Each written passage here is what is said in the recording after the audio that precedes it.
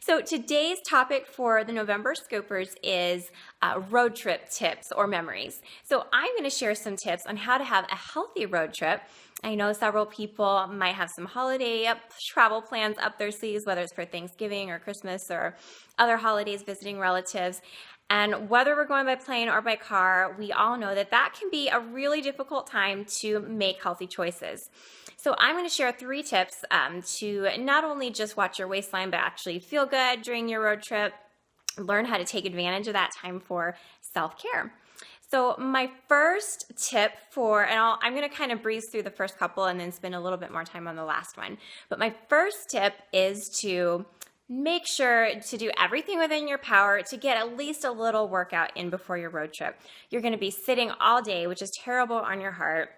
It's terrible on your backside, to be honest, and it will just make you feel really sluggish. So in order to feel awesome, just really try to push it, even if it's 20 minutes of just high intensity.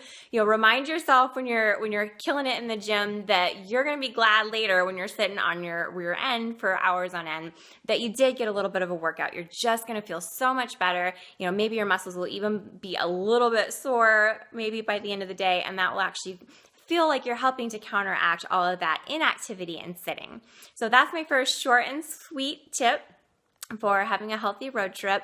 Even if you have to get up a little bit earlier, just try to work it in. Make sure that you're organized the night before and you'll pack as much as you can be to make sure that you prioritize, even if it's just 15 or 20 minutes before you head out.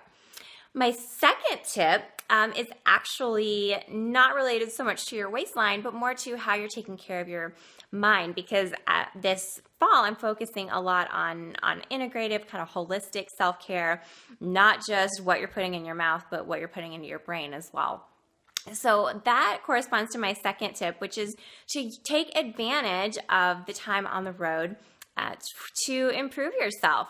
So I've really been getting into podcasts lately. I started getting into podcasts because of learning new business skills. There's a couple of business coaches and experts that I like to follow. It was a great way for me to be able to assimilate the information, and I've had a fair amount of driving lately, kind of commuting, so that's been a good way to take advantage of that time.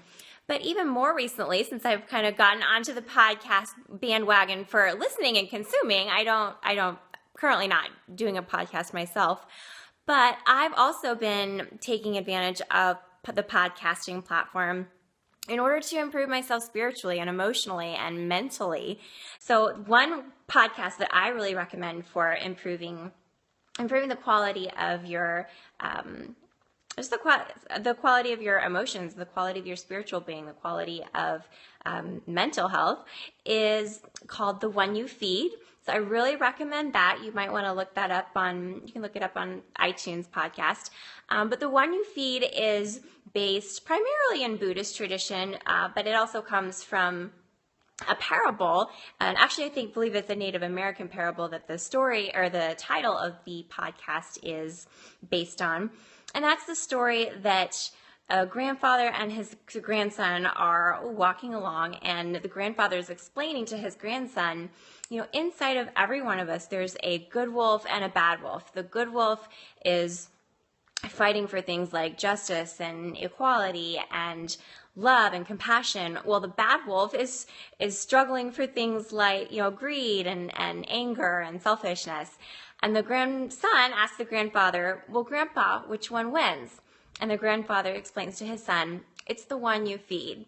So I love that parable, and truly every podcast episode is typically an interview, although sometimes some of the mini episodes the host will share himself, and it's based on just spiritual insight into how to make a life worth living. So I highly recommend that, especially for a longer road trip, because some of the episodes do tend to be a little bit longer.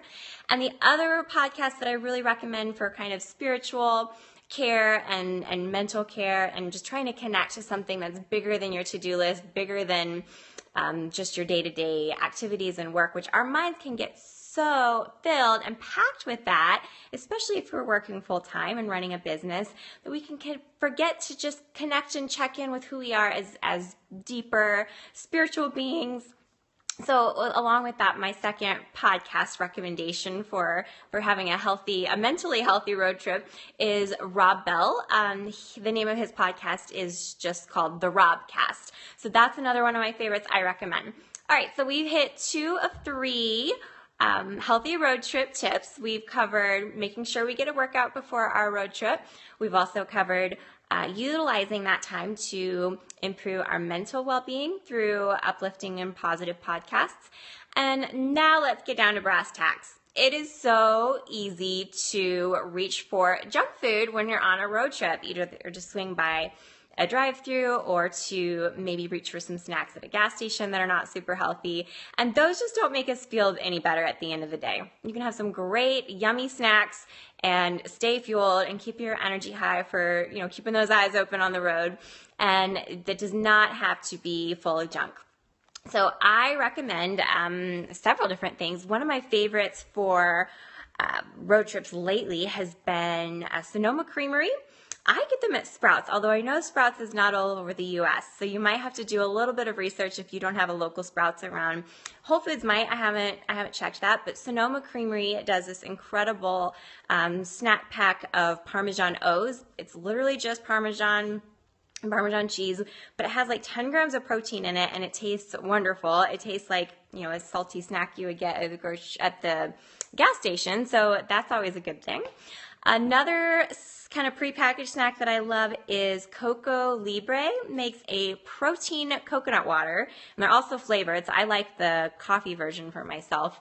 But it's like 20 grams of protein. Again, you can actually get some really high protein, good quality snacks that are not going to be full of salt and crap like beef jerky or anything like that. And then don't forget just good old standbys like cutting up baby carrots or celery sticks or cucumber slices. Grapes make good travel mates. Just throw them into a little baggie so they're easy to grab. And I've got several others that I love, like the Mama Chia. Chia packets are really good. And just recap again, my top 3 tips for having a healthy road trip. And that involves 1, getting off your booty in the morning because you're going to be sitting on it all day long. So making sure that you prioritize time for even just a quick 15-20 minute workout so you feel amazing throughout the rest of your road trip. You won't be sorry. My second tip, again, just to recap for a healthy road trip, is to utilize the time to actually make your mind more healthy, get yourself to a healthier emotional state, and take advantage of those great podcasts out there that are positive and uplifting. Thank you. I shared a couple of my favorites earlier in the notes for those of you that just jumped on. One of my favorites for enriching your mind, making your mind more healthy, making your spirit more healthy is called The One You Feed. Fantastic podcast. Some of the episodes can run a little bit long, so it's a great time to catch up on them during road trips. My other favorite podcast for really kind of taking care of your soul and your spirit is called The Robcast by Rob Bell. And then, so those were my first 2 tips. Get a good workout. Make sure to take care of your mind by utilizing that time to maybe listen to some enriching podcasts like The One You Feed or The Robcast. And then my third tip, I just gave some great resources for my favorite healthy snacks, the things that I pack when I'm traveling, like Sonoma Creamery Parmesan O's, totally high in protein, Coco Libre protein coconut water, that is. It's so good. It's really, really good, and it's hydrating because you get those electrolytes. Plus it has protein, plus it tastes like a yummy latte. So thank you. Yes for the hearts. Yes for Coco Libre. If you haven't tried it, check it out. I'm pretty sure Whole Foods will have it. I get it from Sprouts because that's a little cheaper. And then obviously things like celery sticks and grapes. String cheese is a nice portable snack. So maybe just throw it into, I love it. I have my fridge stocked with it.